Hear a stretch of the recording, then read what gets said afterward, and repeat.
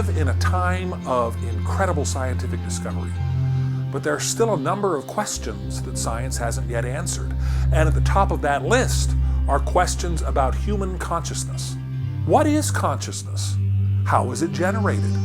And how do we begin to understand the personal, subjective experiences it creates? The sounds of a mighty symphony, the soft touch of a warm blanket, the vivid color of a red rose. These personal conscious experiences are known as qualia.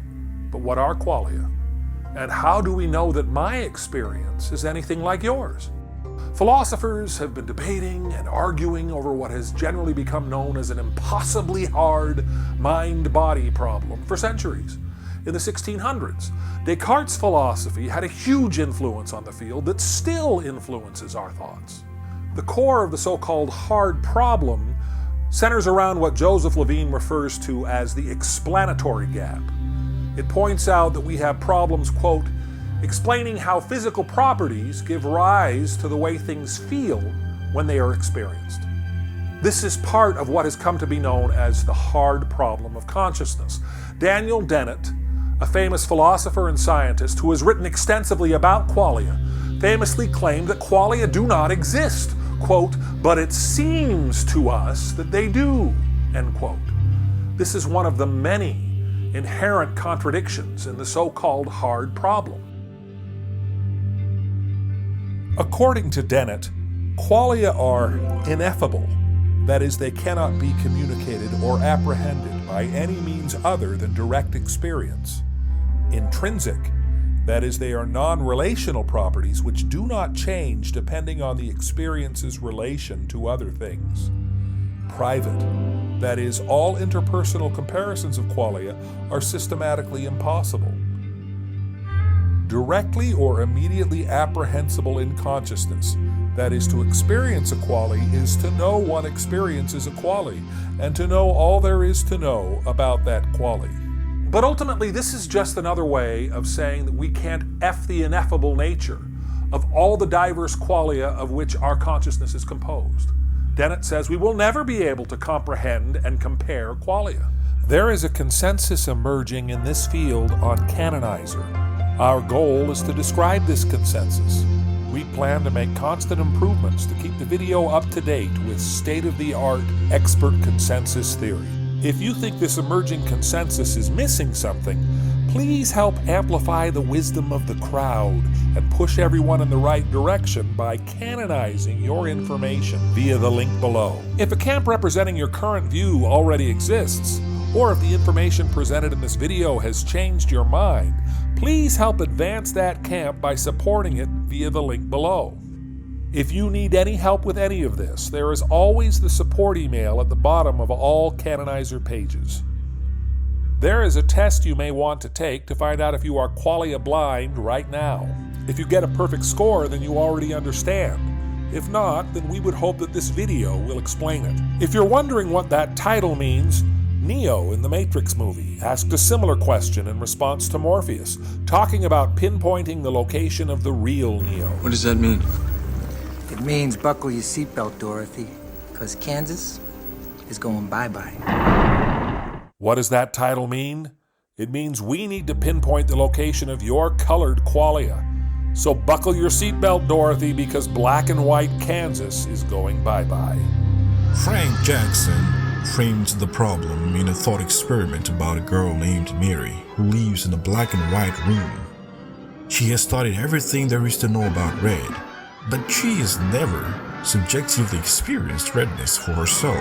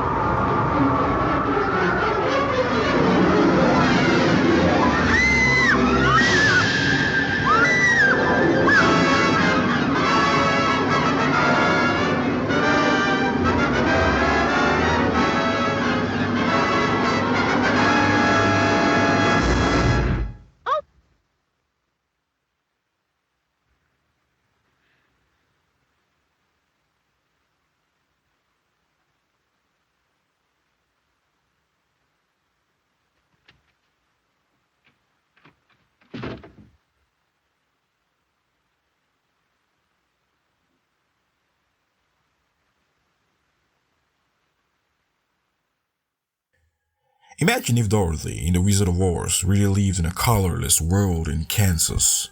She knows everything that Mary knew in her black and white room. But when the door opens to Oz, Dorothy experiences redness for the very first time. But how could it be new to Mary if she already knew all there is to know about red? This is another contradiction. For both Mary and Dorothy, their new subjective knowledge of redness is an ineffable experience. But if qualia are approachable via science, there must be some way to understand how objective and subjective knowledge are different. In other words, there must be some way to resolve these contradictions and F, the ineffable.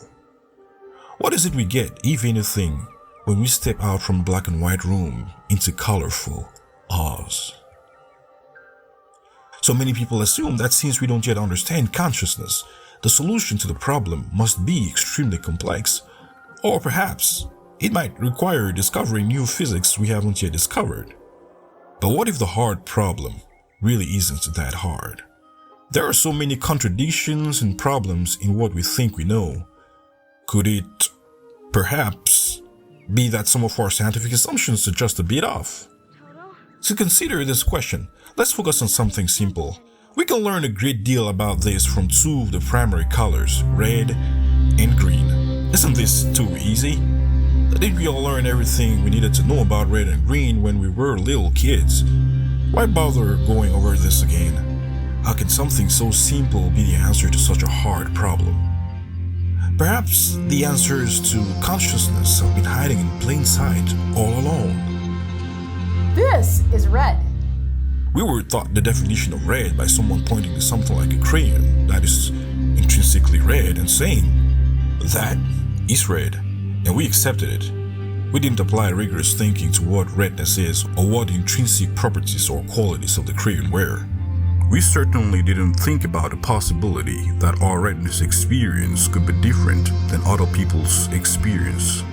Children mistakenly assume that the name of the color is the same thing as the color itself, but as we grow older, we can come to appreciate that names of colors are merely labels for specific intrinsic qualities of things. Is the word red the same thing as we experience? Unfortunately, too many of us fail to make this distinction, even in adulthood. If you consult a dictionary, for example, in order to define red, they'll provide a list of examples of intrinsically red things like blood or rubies. Like a preschool teacher, they define names of colors by pointing and saying, "Those are red." In the definition section of qualia on Wikipedia, they point to the redness of red as an example of a qualia, but it is not rigorously clear what is being defined here.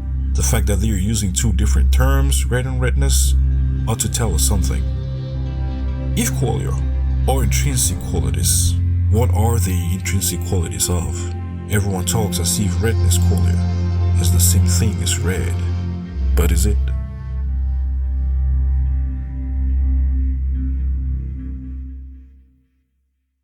We could use your support. There's a petition topic on Canonizer titled "What Are Color Qualities?" There's a link to the Demonstrate Subjective Qualities consensus camp in the description below. It would help if you would sign that consensus camp.